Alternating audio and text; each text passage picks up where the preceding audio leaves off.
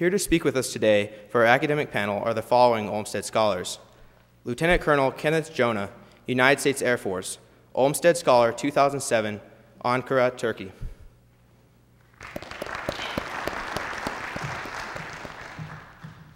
Lieutenant Colonel Brendan Mulvaney, United States Marine Corps, Olmsted Scholar 2003, Shanghai, China.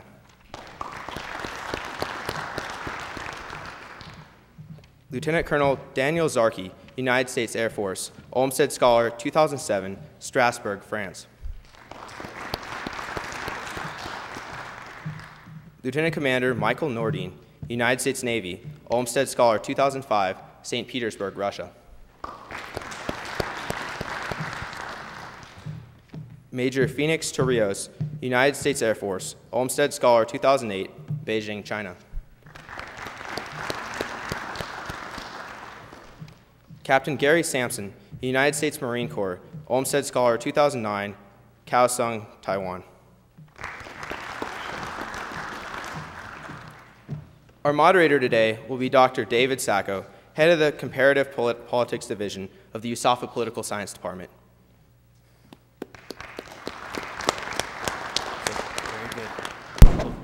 Sorry about that. Good afternoon, ladies and gentlemen. Again, I'm Dave Sacco. Please have your seats, ladies and gentlemen. It's my pleasure to be here today to get full use of these eminent professionals that we have before us. Again, you heard all about the Olmsted Scholarship, and it's been my pleasure to have been associated with the Olmsted Foundation through the Assembly for quite some time, so it's my distinct honor to be here. Today, I thought we'd take the opportunity to tap into some of the regional expertises that we have before us as we think about the overall Assembly topic in terms of power and influence within these particular regions and how that all kind of works its way through. So thought for the first 25 minutes or a half hour, we'd give our panelists an opportunity to share a few thoughts and then open it up to questions. So as they're sharing their experiences, I'd encourage you to think of a question, particularly my students, so we're able to fill all the space that we have with some good question and answers. So with that said, I thought about thinking about the particular regions and the opportunities and the challenges that they present in terms of the struggle for power and influence. And right now I'm going to ask the different panelists to share a little bit about the regional power dynamics within their area of focus and how that struggle for influence is playing out in that region. Then if we have the time and we're looking for some other things to talk about, we might think about the international system, the effects of the region upon the system in terms of are there any conflicts within that region ongoing that they witnessed, maybe they were a part of, that had or have the potential to escalate to threaten international stability in terms of how it ultimately comes back to affect conflict and cooperation in the international system. Or on a slightly different international note, how does that region perceive global politics? You know, we have these wonderful borders in the United States, and oftentimes it's difficult to imagine what it's like living outside the United States. So if there were any anecdotes that they wanted to reflect in terms of differences in the perception of global politics, I think that would be interesting as well. And what important political concerns does that region, generally speaking, of course, have? If we still have time, and I doubt we'll get to this, how stable are the states within that region? Does the state, generally speaking, have a high degree of legitimacy to rule? Again, it's something else that we enjoy in the United States in terms of the expected legitimacy of our government. That do our panelists see or have they seen a struggle between state and non-state actors within that region in the next 10 years or so? And then finally, let's go back to a topic that Mrs. Sorensen brought up, power, sort of one of those enduring topics in political science and international affairs and comparative politics. Power, or what we refer to as geopolitical power, includes military capability, economic robustness, and soft power, the power to persuade. In the coming decade, what's going to be the most critical aspect of power and why, and will our understanding of power undergo a significant paradigm shift over the next decade? And I'm sure all of our panelists could speak for an hour themselves on all these topics, but I'd like them to pick out something that they found interesting or something that they like to expound upon, and then go from there. And thought we would go in order of the way we were introduced onto the stage. So first would be Lieutenant Colonel Jonah, I believe. Sir.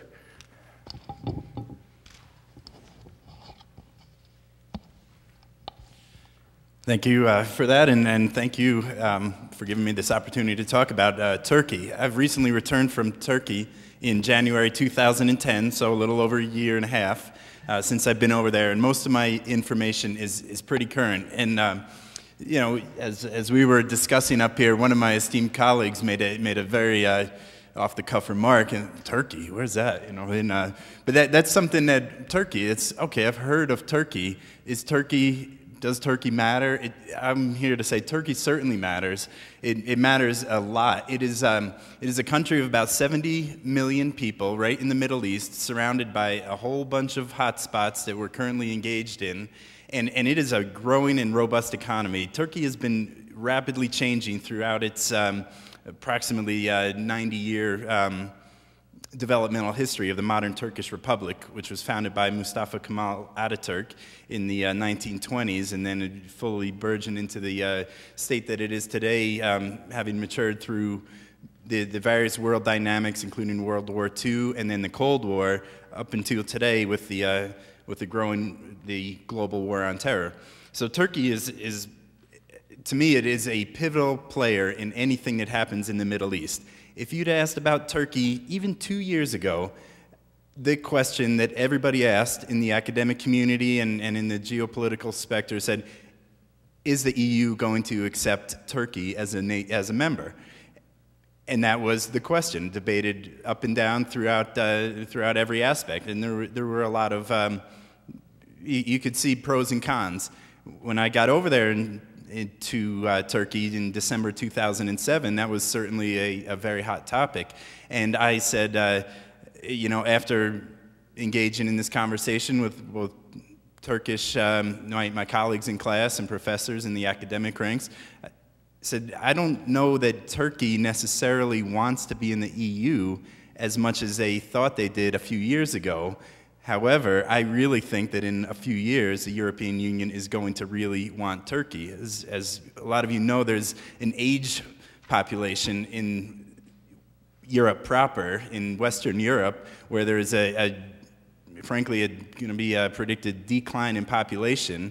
And right now, there's a big surplus of unemployed labor, unemployed citizens who are down in Turkey. And just to draw kind of a moderate analogy, the way that the United States interacts with Mexico has a lot of parallels to the way that the European Union interacts with Turkey, in the fact that there is certainly a lot of interplay in between the two economies, and a lot of trade and a lot of interaction and travel, and Turkey is part of the European Trade Commission. It's not part of the European Union proper, and it does have its own currency there. And so I think in a few years, Europe will be begging for some supplies of available labor, and that's an economic reality that's going to probably, dependent on some other factors, that could eventually come to light there. Turkey's status in the region is, as it's gone, the Erdogan regime, the Adalet Kuvvet Partisi, which is the Strength and Justice Party, has been in power for some time now and is having increasing legitimacy as it's going through the years, and they have a multi-party system, but they continue to win elections by a decent percentage, with the other parties gaining modest percentages of the vote. But it's certainly a power shift from years past, when the Cumhuriyet Halk Partisi was the prominent vote getters. And what an interesting aspect in Turkey that you have to know about, and this is in the state realm, there has always been a very, very strong military in Turkey. In fact, the military in Turkey has been the strength and the continuity as Turkey's gone through many changes throughout its decades of modern history here. The current elected party, the Strength and Justice Party, with the Prime Minister Erdogan, is certainly more traditional and more conservative on the religious aspect than previous regimes have been. What has happened in the past is that the military would step in, seeing themselves as the defenders of the Constitution, which in Turkey there is a very, very strict separation of church and state that has existed throughout Turkey's history, modern history, very strict separation of church and state. Whenever the military, the secular military, would see the government growing towards religious fundamentalism, they would step in, make a few arrests, hold some elections, and then things would change and go back to a stricter separation of church and state. That has been has happened several times throughout Turkey's history. Now, what has happened, and in fact happened when I was living over there, is there were many, many arrests of general officers, of high-ranking officers, and many throughout the Turkish military, such that the military as an institution in Turkey, whereas it used to reign supreme, and if it didn't like what was going on, it could make a change, has essentially been very diminished in its power and influence. There are a lot of generals now who are in Turkish prison or awaiting trial, while the current party is, their goal is to say, look, I was fairly elected in accordance with the Constitution, you can't just do a coup. Essentially, it is a pro-democratic thing. A lot of people in the West would tend to characterize that as a shift back towards an Islamist roots, which would blur that line between separation of church and state. And I will say that I don't necessarily agree with anybody who tries to characterize the current push as a anti-West, pro-Islamist movement. I tend to characterize it as a pro-Turkey, pro-current elected government is the way that it's going to me. It does not seem to me that it is, I see very little threat of a radical Islamist threat from anywhere in Turkey. I feel very confident in saying that. The terrorist threat that exists in Turkey is not from a radical Islamist who is looking to lash out at a heathen Western power, such as maybe we've certainly seen in other cases. The terrorist threat in Turkey is from there are Kurdish separatists who live in the southeast portion of Turkey, and Turkey, frankly, does not appreciate the destabilizing effect that the United States did in 2003 with Operation Iraqi Freedom, and destabilizing the Saddam Hussein regime, so that now that those Kurds in northern Iraq, who have strong ethnic ties to the Kurds in southeast Turkey, it gives them more money, more influence, and more power, and Turkey sees what we did to give those Kurds in northern Iraq, who have strong ties to the Kurds in southeastern Turkey, more power, and that is certainly a threat to the current borders of Turkey, which matter an awful lot when you consider the Tigris and Euphrates, which flow out of Turkey and down through Iraq, and that is as strategic a resource as anything else that you would find in Turkey is that water rights, as they are a very agricultural place. And I think I've used plenty of my time here, but I'll pass it on, and I appreciate that and look forward to questions. Thank you, sir. How about the other questions? I'm kidding. I appreciate you. Thank you. Please, Colonel McKinney. Okay, there's three of us here that studied in China, either on the mainland or in Taiwan, so we kind of broke up the questions so as not to hit you 3 times over with the same one. So I'm going to talk a little bit about stability and state and non-state actors, and then like to focus on the legitimacy piece of it. And I could talk about China in specific, but also in the region in general. I would say right now, China specifically, the mainland, and Taiwan for that matter, are fairly stable. And that goes through a long history back to 1949. They went through some turmoil and things like that, but right now, with the economy growing, they're very stable, and the party has a very firm grip on it. Now, is that to say 10 years from now, things can change? Absolutely. But as far as things go right now, it's a fairly stable country. Taiwan on the other side of the straits is a fairly new democracy, but they've got a much better handle on things than they did a couple years ago, back in the 70s and early 80s. And so I think, by and large, the whole region there, East Asia, Northeast Asia, is fairly stable. Japan, obviously a full-fledged democracy. They have some issues there with stability of their specific governing coalitions, but the government is in absolutely no threat of collapsing or changing forms of government. The only exception to that is obviously North Korea. North Korea has a stranglehold, the government there has a stranglehold on basically all aspects of life there. The military, economics, culture, TV, communications, you name it, the government is in control of it.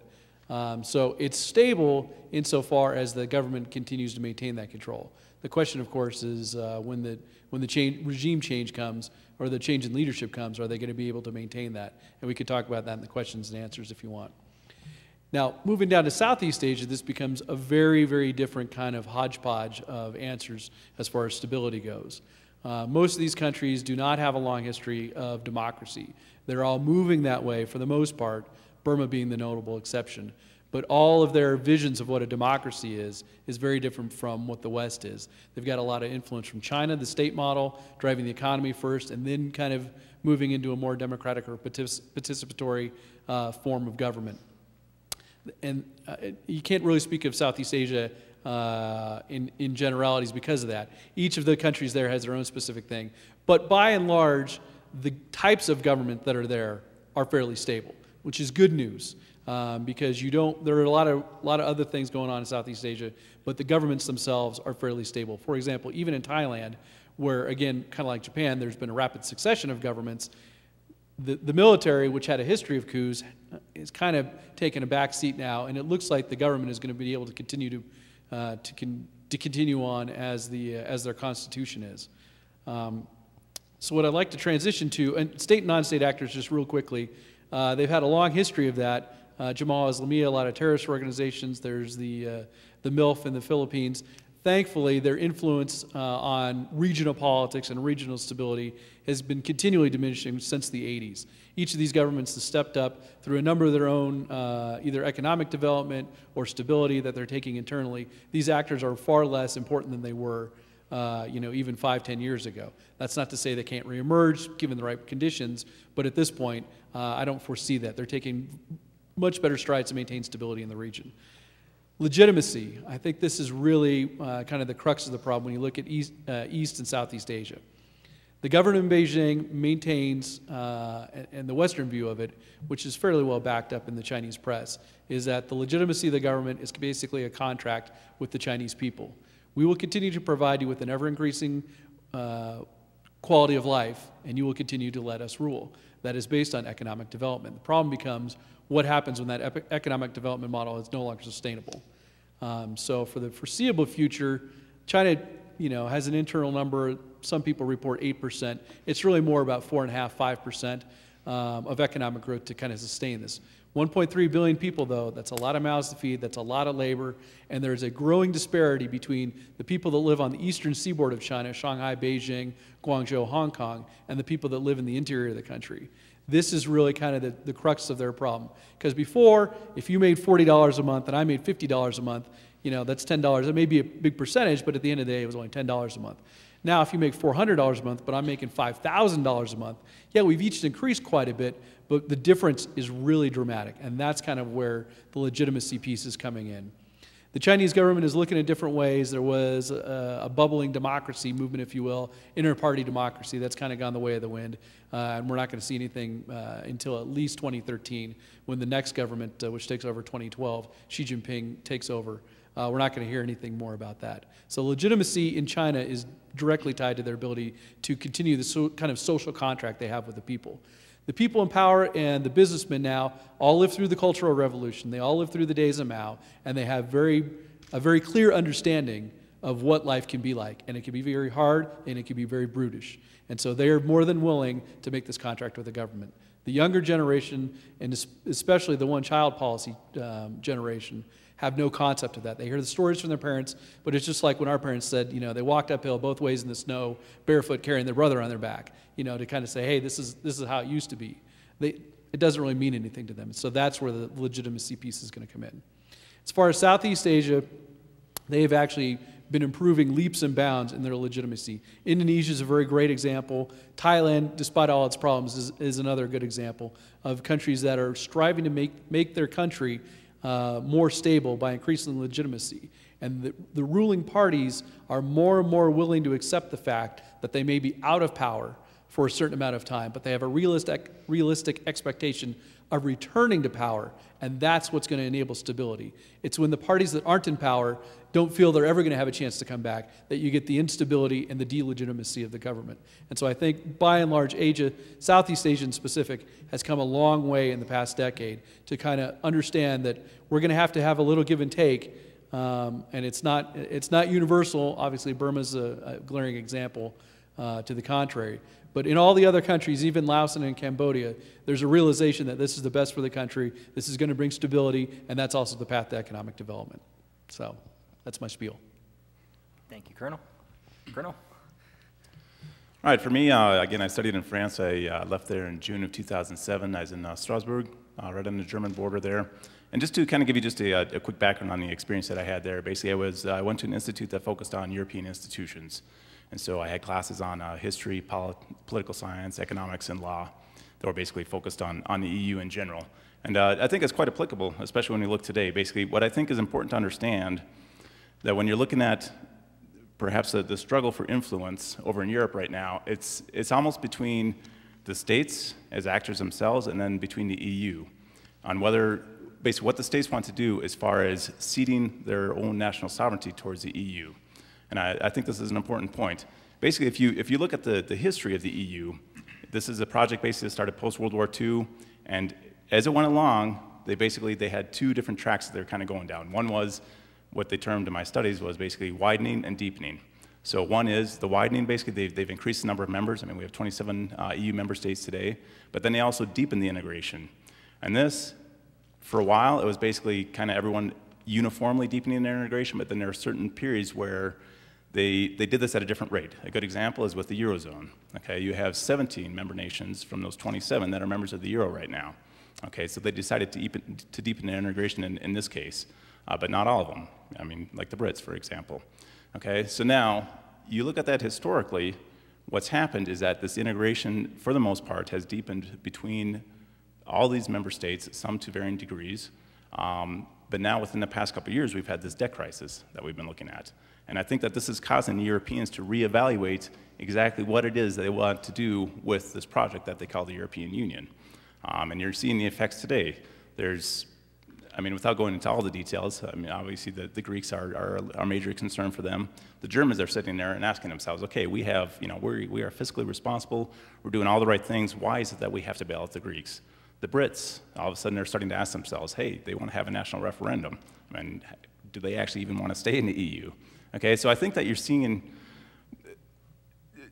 over the course of these, the 50, 60 years that they've been building this institution, like I say, it's deepened to a great deal, but now all of a sudden they've come to this point where they're wondering, okay, are we going to do this further, or are we going to stop here, or are some people going to pull out?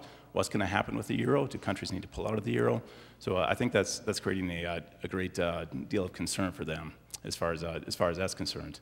When you look at the economic piece as well, it's I think another piece that you need to bring in. Again, historically, when you look at the relationships in Europe, we've had kind of I wouldn't say a struggle, but more like tensions between those that are more Eurocentric and those that are more transatlantic. So there are obviously certain countries, in particular the Brits, who are more interested in the transatlantic relationship, and then there are those that they want to be more focused on the Eurocentric piece. But now, again, this is just recently, when you look at the economic piece and bringing in China here, China has now surpassed the U.S. as basically the top trading partner with the EU. And I think that this, getting into one of these later questions here, is changing that global perspective as well, just slightly, where basically we've favored a certain amount to a certain degree the one relationship, and now there might be a look towards the east, and this could start to change things as we look into the future. To touch on another piece here, and that Colonel Jonah kind of alluded to with the demographics, this is another piece that I think is going to to basically have an influence on where we're looking at with Europe in the future. Particularly, I mean, you look at the next decade and on out. The birth rates are declining. France in particular, I mean, where I was, they happen to have one of the strongest birth rates in Europe. But for a lot of other countries, you have a declining population, and then you have a burgeoning immigrant population. And so you're going to see basically a change in what these demographics are going to be looking like, where I think that ultimately this is going to have an effect. The states will continue to be the major actors, I think, but these other entities, this change in the demographics is going to start to influence the policy and the politics of the states within each of these countries. Thank you, sir. Commander? Good afternoon. My name is Michael Nordine. I'm the Director of Operations in a fighter squadron in Virginia Beach, Virginia. In my career, I've had a couple opportunities to come in and out of the foreign policy arena, not least of which is the 2 years I spent in Russia in St. Petersburg studying economics at the St. Petersburg State University and traveling extensively throughout the former Soviet Union and Central Asia. After that, I was an aide-de-camp to Admiral Fallon at Central Command and had the opportunity to meet with a lot of heads of states, foreign ministers, and chiefs of defense throughout the Middle East, Central Asia, and the Horn of Africa. But I consider what I'm interested in most is Russia and the former Soviet states, and that's what I'll talk about today.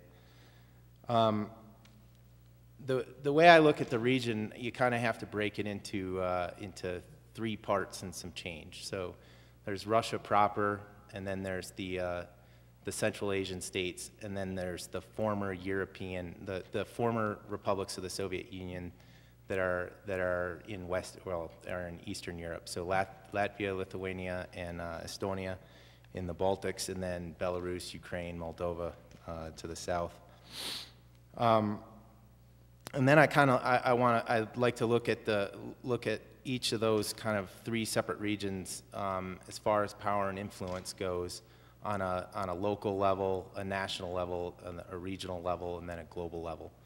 So my perception from my experience throughout the region at the local level is that certainly with Central Asia as an exception, the population there in general has Western views. So they've embraced Western ideas in whether it's fashion, entertainment, industry, business. So they're really looking west in that regard.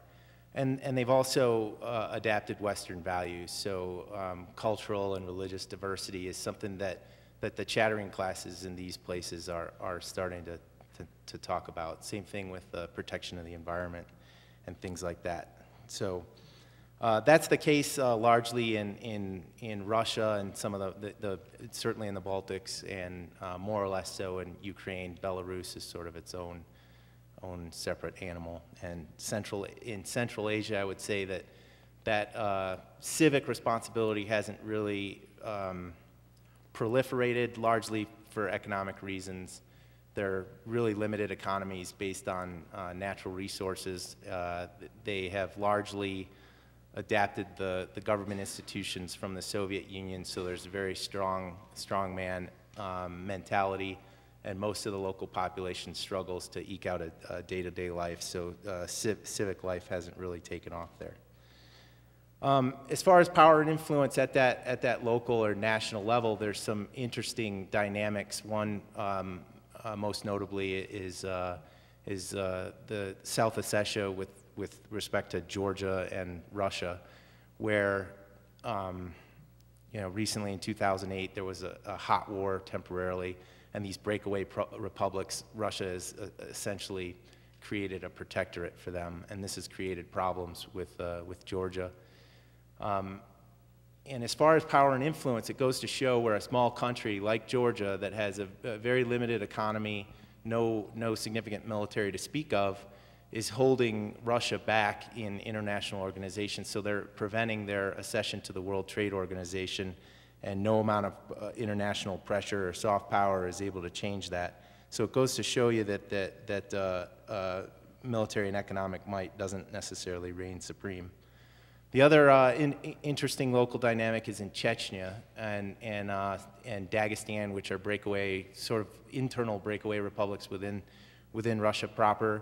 There's over 100 ethnic groups in Russia, and several of them are more or less not well integrated into the national system. And throughout Russia's history, certainly for the last several hundred years, there have been levels of payouts to these regional warlords, and that's certainly the case today in Chechnya, where the Russian government has essentially paid off local strongmen to keep the peace. And so there's a little internal instability with respect to that. At the national level, and I think that this is mostly true throughout the region with the exception of the Baltic countries, the official government reigns supreme. So and it's legitimate. So I don't want to take anything away from that. I believe that most of the people in the country support their government, and I feel that the government is responsive to the people's needs with respect to constantly improving standards of living, improving, just simple things, traffic safety, domestic services like electricity and water. So it's constantly improving, and the government is delivering on those aspects. And you're allowed to prosper within that system. So there's a reasonably vibrant business community, and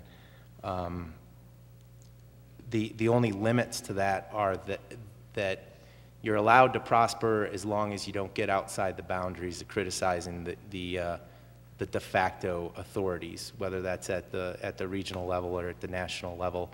So once you try to attack the decisions that come out of the national government, particularly Vladimir Putin, that could be hazardous to your health, and that's a problem, I think, going into the future for Russia, where they don't really allow an outlet for legitimate opposition to discuss the merits or disadvantages of any government policy. And that makes it difficult for Russia to deal with some very significant problems that it does have. The demographic crisis that we've mentioned in Europe is an acute problem in Russia. Drug abuse is a problem, and internal migration, where for improving your economic condition, you almost have to be in a large city in the region, and so those problems are difficult to address when you don't have legitimate political opposition. On a regional level, I think Russia jealously looks back to their Soviet past and the kind of regional and global power that they had, and maybe Vladimir Putin's next term in office, 6 years, whether it's 6 or 12, remains to be seen. But I think that he's looking to piece together some of that power regionally that Russia had in the Soviet Union. I think they're deeply concerned about China. There are some organizations that they formed. Shanghai Cooperation Organization is one that was largely thought of as a security cooperation organization, and Russia thought that they would have that leadership, but China has co-opted that, and under the guise of the SCO has created Mandarin learning center, Confucian learning centers within Central Asia, and they've opened a university under the guise of the SCO. And this is creating some nervousness in the Russian government that they're going to lose their traditional influence over Central Asia and the singular access to the natural resources of that region. And China has, for obvious reasons, is looking to tap into the oil and natural gas and minerals of that region. To protect themselves, there's recent talk of forming a Eurasian Union to kludge onto an existing economic union that Belarus, Russia, and Kazakhstan have formed. And that Eurasian Union would include the rest of Central Asia and Ukraine. And Ukraine right now is sort of the critical cog in that machine to see whether Russia is able to sort of put the former Soviet states back together into a regional organization where they can start to exercise greater influence than they've had over the past 10 or 20 years. And I think that that ties into their influence in the global system, particularly with Ukraine, because their politics are so extreme, where you don't have this opposition can leave power and expect to return shortly after. Politics in the former Soviet space generally tend to be a zero-sum game, and which is why it's difficult to remove leaders. When as soon as they leave office, they end up in jail. So Ukraine right now is sort of the focal point on whether Russia is able to gather these former Soviet states into a regional bloc that will be a real power center comparable to the European Union or the United States, or whether it continues to lose that influence and simply be another important actor among many important actors in the global system. So I think I touched on most of the points there, and I'll pass the microphone. Thank you, Commander. My name is Phoenix Trios. I was stationed in Beijing, China in 2008. I arrived in country in May of that year. If you'll all recall, since apparently all of you were born and can remember this point in 2008, that was the Beijing Olympics. You know, and at that point, that was everybody lauded, it was the first time that a developing country had hosted the Olympics, and the China that was conveyed, that was one that was powerful, that was capable, one that was beautiful and had a relatively happy population that supported the government. They all rejoiced in unity at the success of the Olympics. But of course, some of us know that was a veneer, and I don't mean that in a negative way, but China is a country that has a lot of developed nation characteristics, things like an extremely powerful economy, a developed government, but it also suffers from a lot of developing nation issues. There is still massive subsidies for food. You need to keep those food prices down. You also have mass migration to the coastline. How do you have equitable education for those first-tier cities and those second, third, and fourth-tier cities? Equitable health care for everyone. How do you stem mass migration from the country to the cities to chase after those ideal economic conditions that every human being wants? And it's those things that China has to work to resolve, while also looking for how to meet world expectations for what a first world nation is. In terms of traditional geopolitical power, when you look at China, I think when you look at geopolitical power divided up into military capability, economic robustness, soft power, those facets of traditional geopolitical power I think are quite fascinating. I mean, military capability, obviously for us in the military, that is of significant interest. However, I would also argue with China that the next generation or at least the next decade of Chinese diplomacy is going to be defined by a search for natural resources. We can see the way that China is developing their navy. Obviously, Taiwan has a significant play there, but that navy is also meant to secure access to the Spratlys, to other areas in Southeast Asia that can provide natural resources, natural gas, whatnot, oil. And so we already see how that's defining their military capability, their military acquisitions. As far as economic robustness, China obviously has an advantage in numbers, and that is what they've really capitalized on. But one thing that they are continuing to work on that we here in the U.S. I think naturally have an advantage of is innovation. We are naturally leaders, we are naturally innovators, and that is something that China recognizes as something, it's not their strength, and that is what they're going to work on developing this next generation. You can see that already with how they're trying to develop natural resource exploitation in Mongolia, new mining techniques, and that's really driving a lot of that activity, especially in the Central Asian republics too, as you previously mentioned. Soft power, I think, is where we're going to start seeing a lot of changes in China. We call China a world power because, you know, they affect us on this other side of the globe, but really their aspirations for regional dominance is what's going to define their soft power techniques in the next decade. We're already seeing a pretty hard diplomacy tactic, especially when they're dealing with other Southeast Asian nations such as the Philippines, such as Vietnam, those countries that are also simultaneously competing for rights for these natural resources. We see China's diplomatic activity in Australia growing in concert with their business dealings with Australian firms such as Rio Tinto, and gaining access to those Australian natural resources. I think that as China continues to branch out into Southeast Asia, we're going to see their efforts to build more of a regional alliance.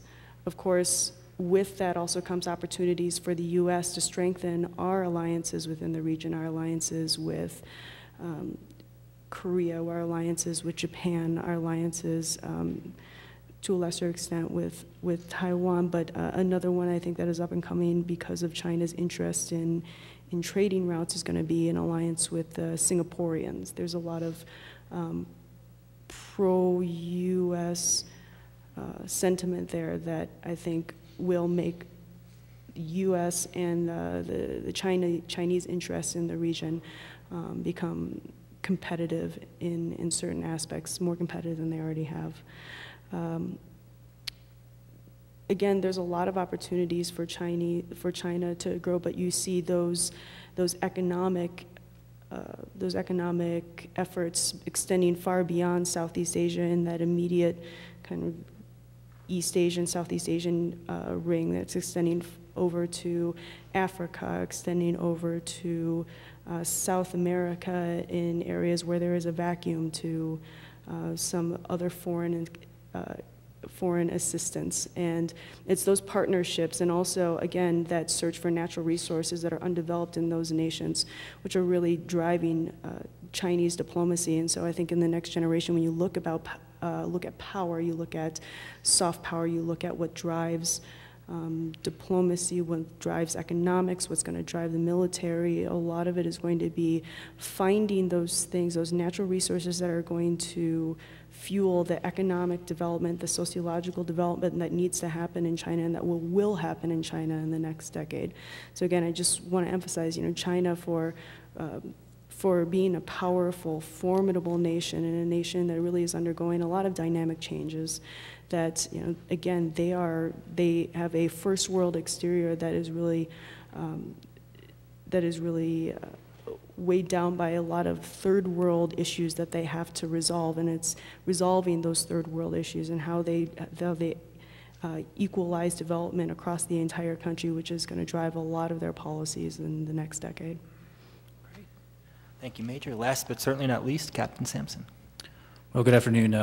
I'm Gary Sampson. I'm actually the most recent returnee from the Olmsted Scholar program that's sitting on the stage here. I was selected for the program in spring of 2008, and I started studying Mandarin Chinese at DLI in Monterey, California. Later that year, in 2009, I moved my family to Kaohsiung, Taiwan, and spent the last 2 years studying for a master's degree there in China and Asia-Pacific Studies. And I just returned to the U.S. in June of this year, so just a few months ago. And currently I'm a company commander up at Buckley Air Force Base in the Denver area, so close by here. The question that I'm going to talk about is, and it's already been alluded to in a couple of the comments made here earlier, but talking about regional conflicts in East Asia, in the Pacific. And I mean, there's several that come to mind, and already Phoenix talked about some of the issues in the South China Sea with the Spratly Islands that are contested between you know, a variety of nations down there, including China, including Taiwan, Philippines. Vietnam also has some claims to the Paracel Islands down there. A lot of the what's the issue with the conflicts in South China Sea is, like she also talked about, access to oil, natural gas, fisheries, and other natural resources that are found in the area. And China, as she mentioned, is very interested in those, as well as some of the other nations there too. But what we see is that China, being kind of the 800-pound gorilla in East Asia, they're kind of sucking all the air out of the room in terms of what they decide to do down there, in terms of exerting leverage on, like, the Philippines, for instance, or Vietnam. None of these nations down there could really compete with China militarily if that's how they decided to play their cards. So the South China Sea is definitely an area of potential conflict in the area. Another place nearby is the East China Sea, and a couple of years ago we saw some conflict between China again and Japan related to some fishing boats ramming into each other, etc. And there was a kind of a diplomatic standoff between China and Japan as a result of that. So the East China Sea, with disputed territories there, in the Senkaku or Diaoyutai Islands that are there, is also another potential conflict in the region. And of course, we can't forget the Taiwan Strait. Obviously, the status of Taiwan is kind of like the biggest hanging chad left from the Chinese Civil War that concluded in 1949. China definitely wants to have Taiwan back. I mean, they've always said that they do. They're never going to renounce that goal.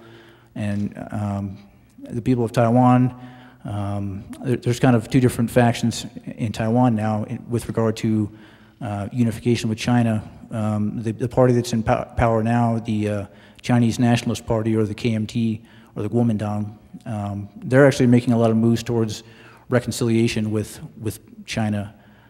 In fact, in 2010, signed a landmark economic cooperation framework agreement with China, which they had never had any kind of formal economic agreement with China previous to that. And kind of the driver behind wanting to sign this agreement with China for Taiwan was they felt like they were being left behind in terms of regional,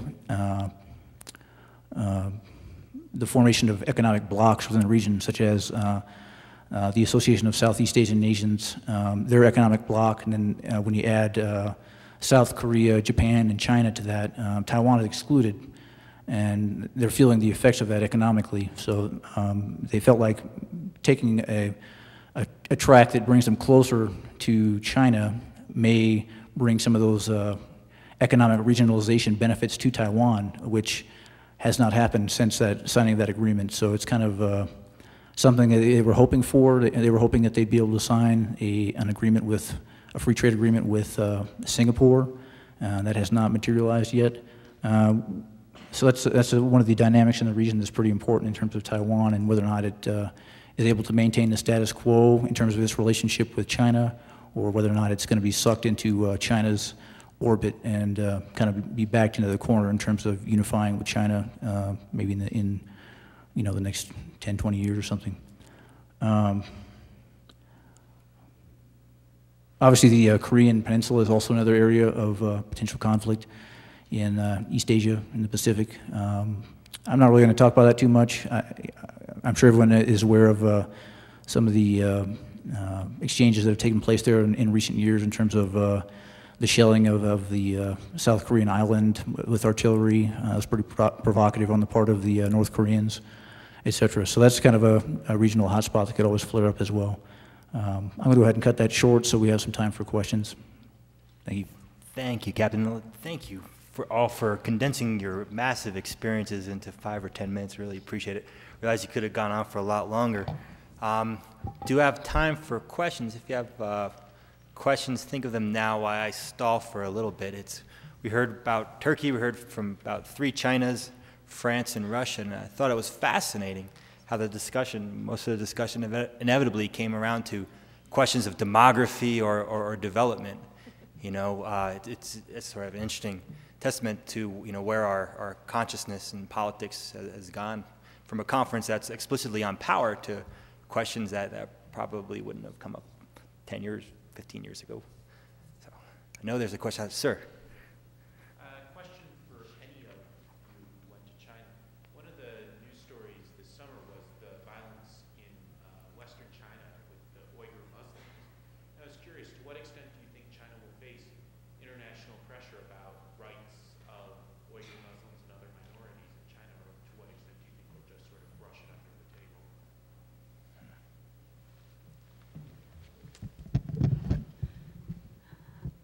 When I was in China, it was probably in the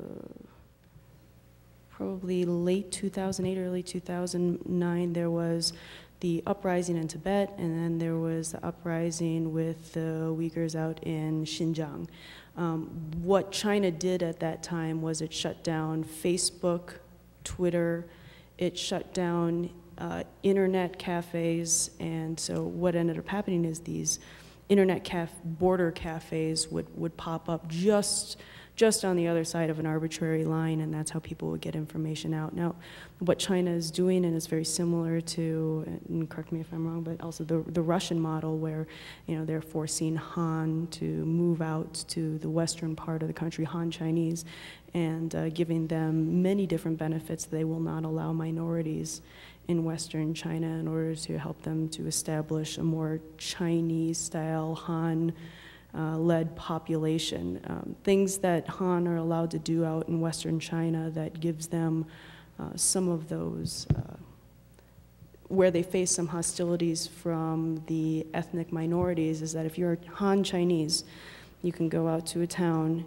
If you want to start a business, you can name that business, and if an ethnic minority has already had a business under that same name, you as a Han Chinese get to keep the name, and they have to change the name of their business. They could have been operating like that for hundreds of years. It could have been their father's business that he started.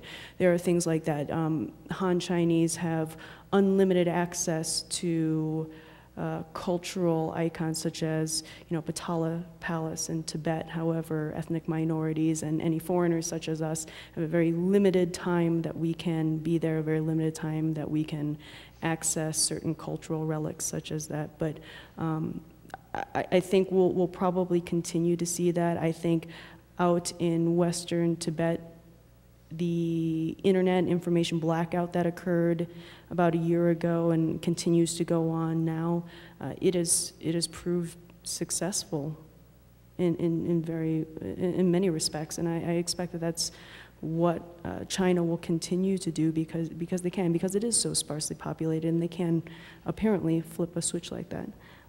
Gentlemen? I'll just add 2 quick points to that. To address your question, I would say there's two issues here. One, the Uyghurs have no great voice throughout the world. They have the World Uyghur Conference chaired in Germany, but they're not really a political power anywhere in the world. So the harsh reality of it is that no one really cares. The second problem is even those people that do care, there's no real leverage over China on these issues. There's nothing that we're going to be able to do to leverage that. The Han are such a great majority in China that they're able to kind of control these things, and China is able to just kind of brush off any kind of international problems that they have, and then we move on to bigger and better issues, solving the North Korean question. The U.S. doesn't really care so much about the Uyghurs. In fact, we had some Uyghurs down in Guantanamo where we kind of wanted to get rid of them. We didn't want to get back to China. And so they have no great voice, and even the Tibetans, there was a very violent suppression of the Tibetans. It didn't really, there was no outcry. So if the world was to come to some sort of great understanding, another Tiananmen or something like that, then perhaps they would be able to, we'd be able to put some pressure on the Chinese and actually focus on a couple of these points that we may be able to, as a world community, leverage. But until that happens, things like this are going to continue to go on, and the Chinese government is such a good control of the information flow that there's not much anybody's going to do about it. Another question. In the back.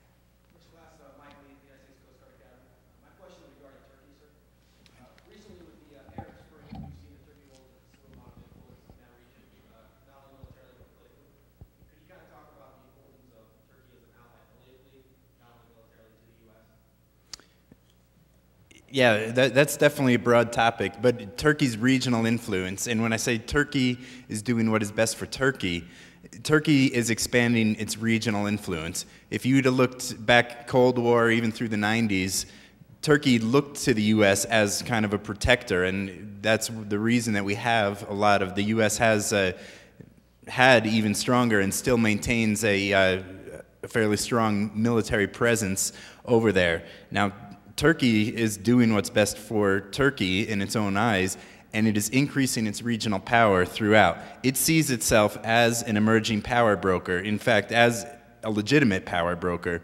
It is very concerned about its legitimacy, and it looks all around to all of the bordering states as it's going through. Turkey considers itself very democratic and will do whatever it can to support democratic regimes. There's a few places where Turkey is exerting its influence.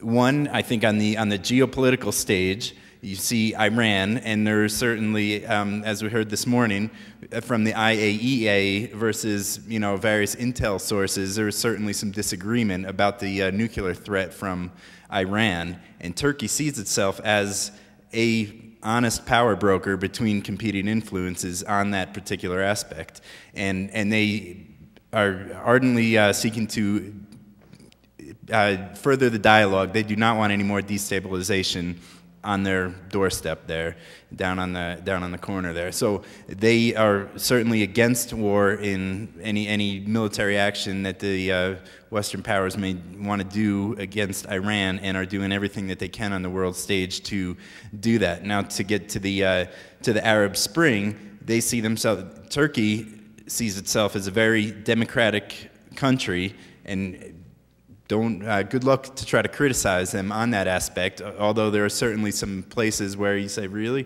I'm not quite sure about that when you see the way that they treat the Kurdish population throughout the country, and especially in the southeast. It is not considered democratic at all, but it is in maintaining Turkey's present borders. So while there is that mark against its legitimacy, Turkey has open and honest elections that elect the most popular regime, and they will do whatever they can to support that throughout its neighbors, including Egypt, and that includes diplomatic support and all that.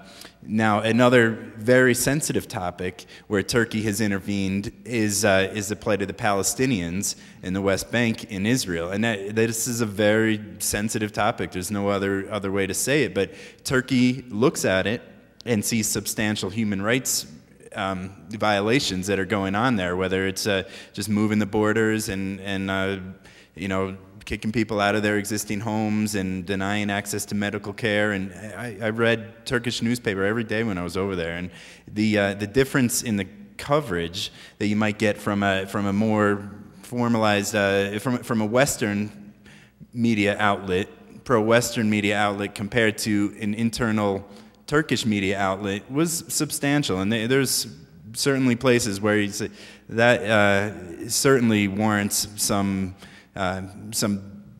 disagreement. And so Turkey sees itself as a strong supporter of Palestinian rights for the Palestinians there in Gaza, and the flack with the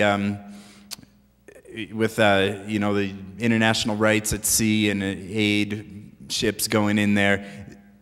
Turkey canceling NATO exercises that have been going on in protest of Israel. Israel and Turkey used to be very, very close allies, especially in terms of the military regime there, whereas some other countries, including ourselves, may not want to sell our best weapons to Turkey, which is a very strong military, manpower-wise second biggest in NATO outside of United States. U.S. may not want to sell our top weaponry to Turkey because they're afraid that there may be human rights, and that's okay. We'll sell you the B-grade stuff, but Israel, we'll give our best stuff. The U.S. will give our best stuff to Israel, who would go and pass that technology on to the Turks, and then it may be used in violence against that Kurdish population down there. Anyway, that's a lot of the background that goes on between the Turkey-Israeli dynamic. That has certainly, as you've read many times, has cooled considerably, and I don't see that as going back anytime in the future. It's certainly not under this regime, which I think is going to be around for a little while. I don't see Turkish-Israeli relations coming back with a vengeance for some time.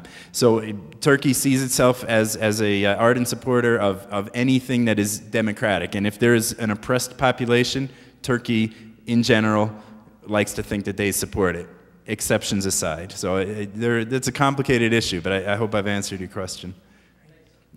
I think we have time for 2 more questions. I saw one over here. Go ahead.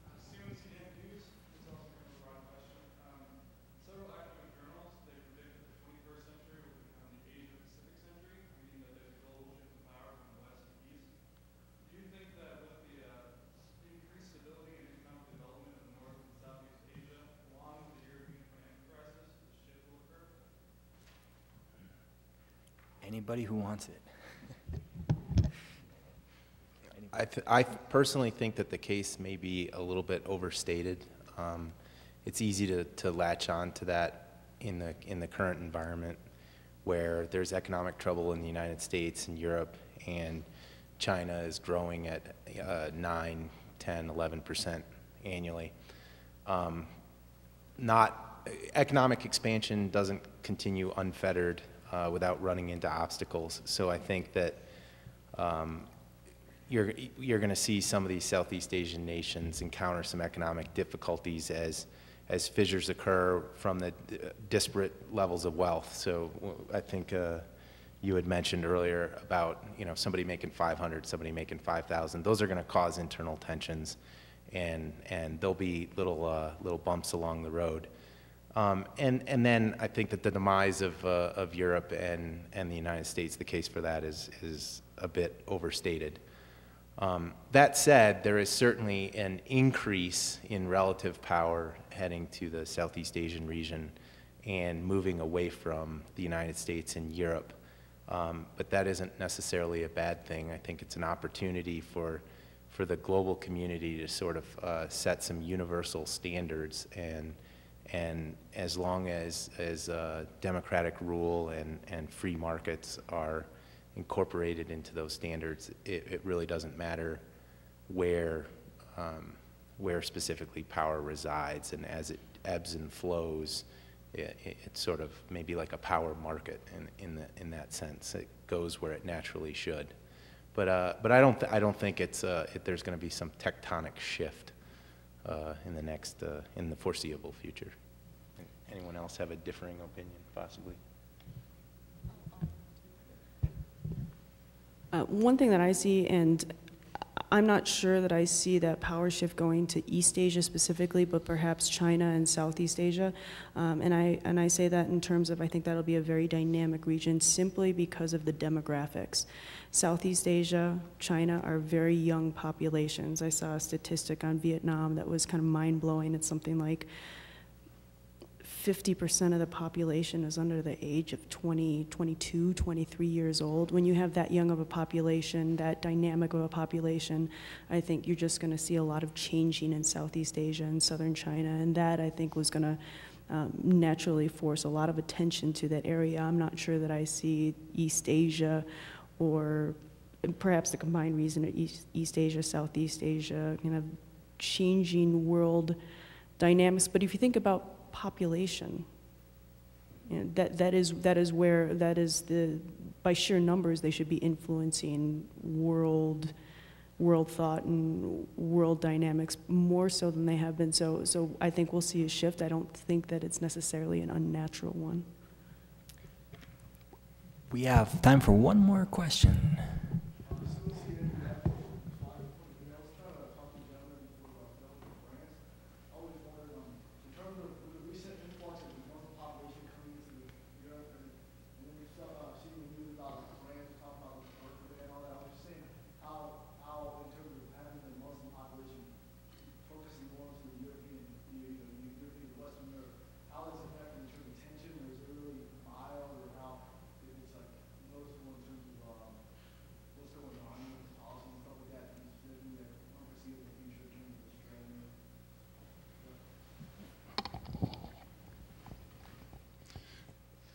First off, I think need to explain basically that there's a difference in the approach that the U.S. takes versus France in how we integrate our populations. I mean, we have a large immigrant population, and we basically tend to, we have Chinatowns established and Little Italy and all that kind of stuff. Where in France, they tend to say, okay, basically, you can come into France, but the thing is if you're going to do that, you need to become French, okay? And so this is where some of these rules and stipulations that they're putting out there are coming from. It's with the growth in the population there and the immigrant population. I mean, I think that we are going to see perhaps a few increased tensions. It's